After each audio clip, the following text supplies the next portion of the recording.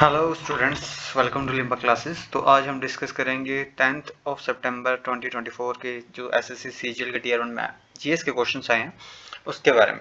और उसके अलावा हम बात करेंगे कि आने वाले शिफ्ट में कौन से क्वेश्चन इंपॉर्टेंट है जो आपको करके जाने चाहिए, जो थोड़ा देख के जाओगे तो आपके लिए बेनिफिशियरी रहेगा, क्योंकि आप वहाँ से क्वेश्चन आने की डायरेक्टली संभावना है। ठीक है। तो क्वेश्चन जो आर्टिकल से रिलेटेड आ रहे हैं, जैसे कल भी आपने देखा होगा कि आर्टिकल 32 के बारे में पूछा था और आर्टिकल 40 के बारे में डीपीएसपी से रिलेटेड एक आर्टिकल पूछा था। आज भी एक शिफ्ट में सुनने में आया कि आर्टिकल पूछा गया। तो आपको कौन से आर्टिकल्स पढ़ने हैं? सबसे पहले आपको फंडामेंटल राइट्स को आर्टिकल पता होना चाहिए और उसके अलावा आपको डीपीएसपी के आर्टिकल पता होने चाहिए। तो यहाँ पे मैंने यहाँ पे आर्टिकल लिख दिए हैं, आप देख लेना एक बार स्लाइड में कि right to equality article 14 to 18 है, राइट टू फ्रीडम 19 टू 22 है। ये सारे मैंने इसमें लिख दिए हैं। कल 32 वाला आर्टिकल पूछा गया था और ये बाद में आर्टिकल 36 टू आर्टिकल 51 जो कि डीपीएसपी में आते हैं, directive policies of state, DPSP directive principle of state policy, sorry. तो उसके बारे में मैंने लिख दिया है और ये आप देख सकते हो यहाँ पर। इसमें जैसे आर्टिकल 36 में बता रखा है कि define the term state which is in the same as in the part third, जो कि फंडामेंटल राइट्स में दे रखा है, आर्टिकल 12 में दे रखा है, आपको पता है। और आर्टिकल 37 में बता रखा है कि ये कहता है कि डीपीएसपी एनफोर्सेबल नहीं है। अगर आप कोर्ट में जाके कहोगे, जैसे फंडामेंटल राइट्स होते हैं वो एनफोर्सेबल होते हैं, जिसे हम हिंदी में कहते हैं न्यायोचित होते हैं, लेकिन ये जो डीपीएसपी होते हैं वो गैर न्यायोचित होते हैं। मतलब कि जो अगर आपके फंडामेंटल राइट्स का वायलेशन हो रहा है तो आप कोर्ट में जाकर कह सकते हो कि मेरा फंडामेंटल राइट का वायलेशन हुआ है, मेरे मूल अधिकारों का हनन हुआ है, तो आप उसमें केस कर सकते हो, एक तरीके से आप कोर्ट में ले जा सकते हो उस मुद्दे को। लेकिन अगर आपके डीपीएसपी का, ठीक है, अगर उसका हनन हो रहा है, उसका वायलेंट हो रहा है अगर आपका डीपीएसपी, तो आप क्या कर सकते हैं, उसका आप उसके लिए कोर्ट में नहीं जा सकते, वो डायरेक्टली इन्फोर्सेबल नहीं होता। यही बता रखा है आर्टिकल 37 में। तो ऐसे ही सारी चीजें दे रखी है, आप देख लेना। एक चीज आपको मैं बताना चाहूंगा कि जो इसमें डीपीएसपी में गांधीयन प्रिंसिपल्स है उसको आप एक बार जरूर देखिएगा, क्योंकि बहुत इंपॉर्टेंट है। कल आर्टिकल 40 पूछा था कि डायरेक्टिव 40 में क्या लिख रखा है, direct the state to organise village panchayat and enable them to function as a unit of self government. तो जो आपको पता है कि आर्टिकल 40 में विलेज पंचायत से रिलेटेड एक प्रोविजन है, और मेरे को लगता है आने वाले समय में आर्टिकल 44 बहुत पूछ सकता है। आर्टिकल 39 बहुत इंपॉर्टेंट है, आप वो भी देख लीजिएगा कि जो स्टेट को ये आदेश देता है कि एक फ्री लीगल एड आप प्रोवाइड करवाइए ताकि लोगों को न्याय मिल सके जो पिछड़े हुए हैं आर्थिक रूप से और भी अलग तरीके से। ठीक है।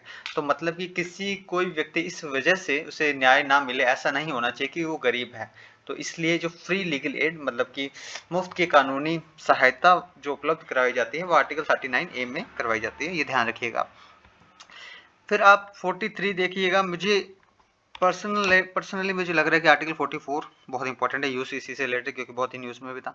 Article 50 separates the judicial from the executive to ensure judicial independence. आपको ये सारे आर्टिकल्स पढ़ने हैं, मैंने आप स्क्रीनशॉट ले लीजिए ताकि आप इसे अच्छे से पढ़ के जा सकते हो। और मैं आपको गारंटी दे रहा हूँ कि इसमें से ही क्वेश्चन आएंगे आपको एसएससी के सीजीएल के आने वाले शिफ्ट्स में। ठीक है। एक क्वेश्चन आया था जो डांस और स्टेट का था एक्चुअली, मतलब उसमें अगर आपको एक डांस का नाम दे दिया होगा, उसमें आपको बताना था कि वो कौन से स्टेट से रिलेटेड है। एग्जैक्ट क्वेश्चन नहीं पता, बट ऐसा सुनने में आया। तो आप ये देख सकते हो कि भरतनाट्यम बहुत ही जो इंपॉर्टेंट डांस है, वो आप 7-8 डांस आप पढ़ लीजिए, उसमें से क्वेश्चन आ जाएंगे और आपका काम चल जाएगा। ठीक है, क्योंकि जीएस में सबसे बच्चे कम स्कोर करते हैं, इसीलिए मैं ये सीरीज लेके आया हूँ कि अगर आपको ये बेनिफिशियल लगेगी और आपको अगर हेल्प मिल रही है तो प्लीज़ मुझे आप कमेंट सेक्शन में बताइएगा, और आप इसे देख सकते हो आराम से। और इससे रिलेटेड जो क्वेश्चंस भी जो बन रहे हैं वो भी मैं आपको प्रोवाइड करवा रहा हूँ। देखो, भरतनाट्यम जो डांस है वो तमिलनाडु का है, बहुत ही ईजी क्वेश्चन। कथक है यूपी का है, नॉर्थ इंडिया का है।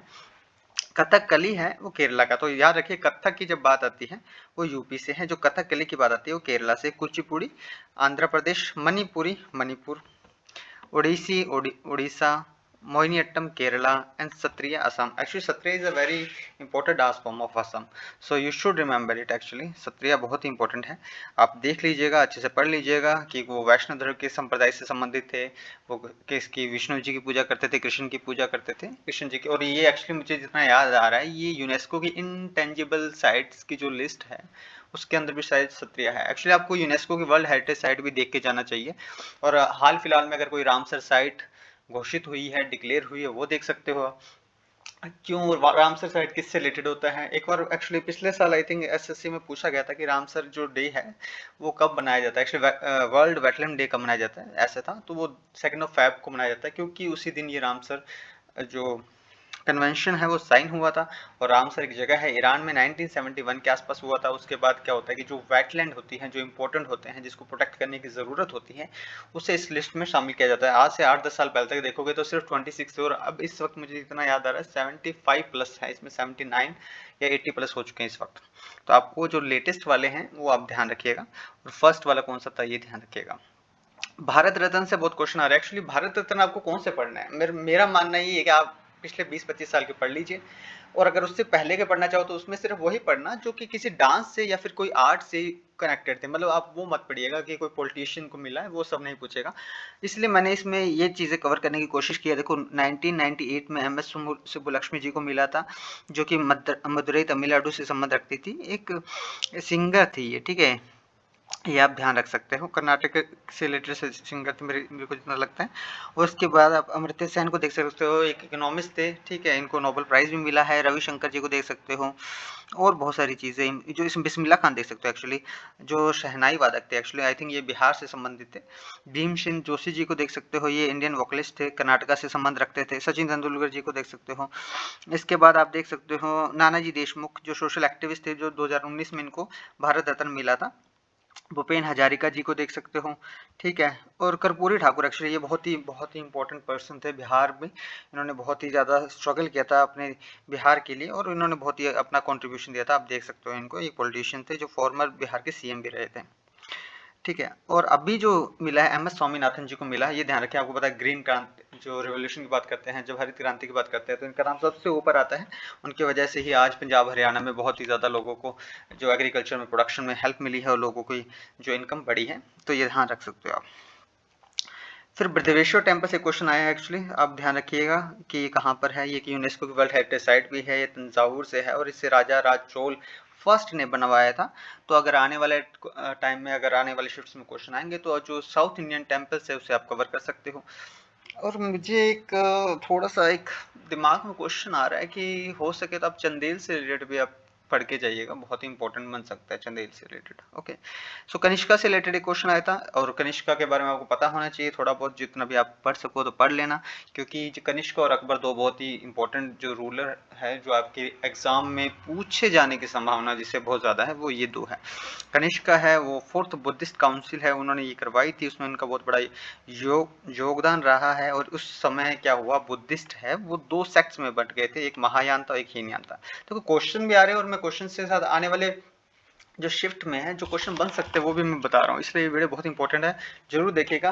आपको कहीं और जाकर कई चीजें सर्च करने की जरूरत नहीं है, क्योंकि इसमें मैंने एक्सप्लेनेशन भी दिया। देखो अब अकबर से रिलेटेड कल भी क्वेश्चन पूछा था, आज भी पूछा है, कल भी पूछेगा, और 26 तारीख तक जब तक आपका एग्जाम चलेगा तब तक पूछेगा ही पूछेगा। देखो बहुत सारे क्वेश्चन बन सकते हैं, तो मैंने बस थोड़ा सा कवर करने का ट्राई किया। देखो इसमें क्या पूछ सकता है कि कौन सा रूलर था, कहाँ से था, कब से, टाइम पीरियड क्या था, 1556 1605 में था, ठीक है, मुगल साम्राज्य से था, इनके पिताजी थे हुमायूं जी।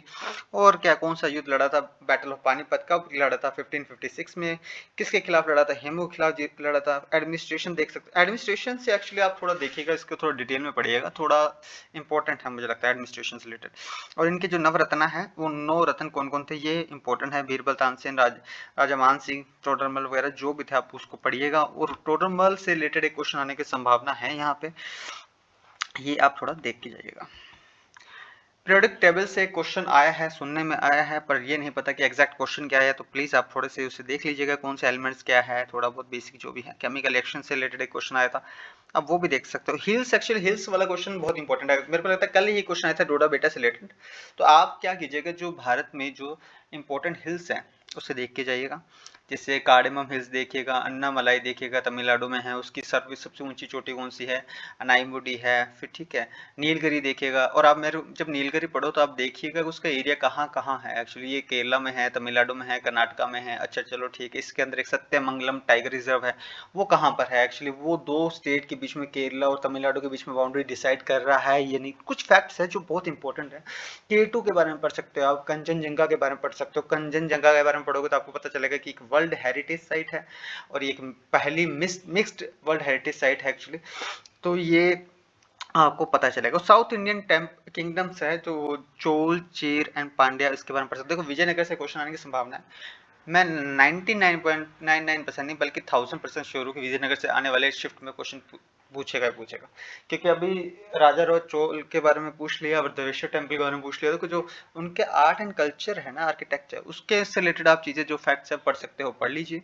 और विजयनगर से पूछेगा तो जो मुझे कृष्णदेव राय सेकंड, उससे रिलेटेड ही पूछेगा, उनकी कृति से रिलेटेड पूछेगा, उनसे रिलेटेड थोड़े बहुत जो डेवलपमेंट किया वो पूछेगा। तो ये जो 10 मेन टॉपिक है जो आने की संभावना है, जो क्वेश्चन आए हैं, उसके बारे में हमने बात की। तो इस वीडियो में इतना ही। आई होप ये वीडियो आपके लिए यूजफुल रही होगी। तो मिलते हैं नेक्स्ट वीडियो में। So thank you, signing off, Mohit Limba this side.